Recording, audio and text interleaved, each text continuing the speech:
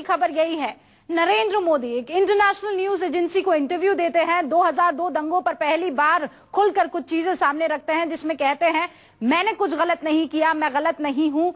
और दूसरी बात जो कहते हैं वो ये है कि मैं पैदाइशी हिंदू हूं, मैं हिंदू राष्ट्रवादी हूं, इसमें क्या गलत है। अब ऐसे में सवाल ये खड़ा होता है कि बीजेपी का एजेंडा क्या है।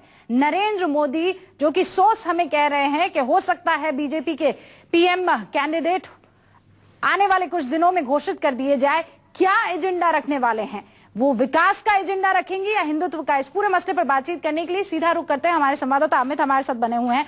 अमित, क्या एजेंडा है? कभी आप रमजान के लिए बधाई देते हैं मुसलमानों को ट्विटर के जरिए, कभी आप कहते हैं मैं हिंदू राष्ट्रवादी हूं, कभी आपके सिपह सालार कहते हैं यहां पर मंदिर बनेगा, राजनाथ सिंह पार्टी के अध्यक्ष उसे डाउन प्ले करने की कोशिश करते हैं।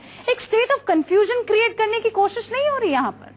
देखिए, अगर पूरे आप उनके भाषण को देखिए, नरेंद्र मोदी ने जिस तरह से अपनी बातों को रखा है, खासकर गुजरात दंगों को लेकर उन्होंने जिस तरह से अपनी सफाई दी है, पहली बार ऐसा हो रहा है। हालांकि सद्भावना मिशन 2011 में उन्होंने किया था, उस समय काफी उम्मीदें थी कि गुजरात दंगों को लेकर बहुत कुछ कहेंगे, लेकिन बहुत ज्यादा उन्होंने नहीं कहा, बचते बचाते वो निकल गए। लेकिन चुनाव नजदीक है, ऐसे में अपनी बातों को रखना बहुत जरूरी है और इसके लिए उन्होंने देश की मीडिया को नहीं चुना। ये बहुत महत्वपूर्ण है कि उन्होंने देश की मीडिया को नहीं चुन के बाहर की विदेशी एजेंसी को चुना है। और जिस तरह से उन्होंने बात कही, जिस तरह से उन्होंने ये कहा है कि वो एक हिंदू राष्ट्रवादी है, वो अपने देश से प्यार करते हैं, अपनी बातों को जिस तरह से कहा, साफ तौर पर उनका एजेंडा क्लियर है। हिंदुत्व का जो एजेंडा जो है उसको छोड़कर वो नहीं जा रहे, वो उनके साथ चलेगा। भले ही वो सद्भावना मिशन करे, भले ही वो अलग अलग जगहों में अलग अलग कम्युनिटीज के लोगों के साथ रैलियां करे या उनकी सभाएं करे, लेकिन एजेंडा जो हिंदुत्व का एजेंडा है उनके साथ होगा। नरेंद्र मोदी को भी इस बात का एहसास हो गया है कि आप जितना भी मुखौटा बदल लें, जितनी भी रैलियां कर लें, आपके साथ जो दूसरा समुदाय, खासकर जो अल्पसंख्यक समुदाय है, वो जुड़ेगा नहीं, उन पर विश्वास नहीं करता। भले ही गुजरात में कुछ परसेंट के वोट अगर आपकी तरफ स्विंग कर रहा हो, लेकिन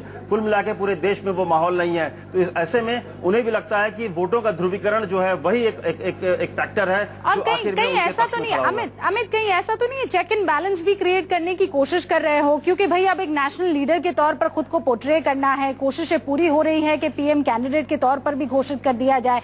ऐसे में यहाँ पर बधाई भी दे दी जाए, इनको भी साथ लेकर चला जाए अल्पसंख्यकों को, और साथ ही साथ जो अपनी छवि है उसको बरकरार रखा जाए कि मैं एक कट्टर हिंदूवादी नेता हूं, ये जो मेरी छवि है ये नहीं बिगड़नी चाहिए क्योंकि ये मेरा वोट बैंक है।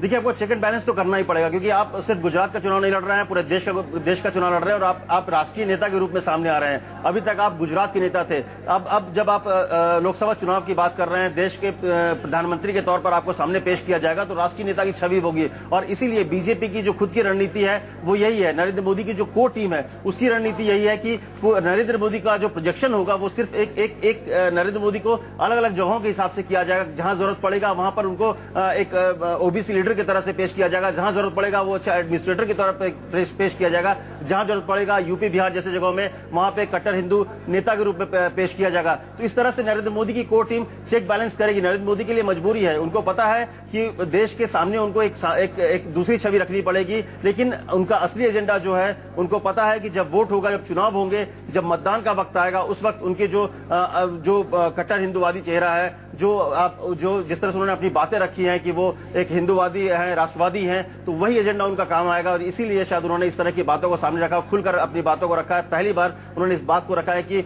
हिंदू राष्ट्रवादी होना कोई गुनाह नहीं है। तो कहीं ना कहीं उनके मन में है सारी बातें, इसीलिए वो चेक बैलेंस कर रहे हैं, वो दूसरे पक्ष को भी सामने रख रहे हैं, लेकिन असली एजेंडा जो हिंदुत्व का एजेंडा है उसको वो पूरी तरह से साइडलाइन नहीं कर रहे हैं।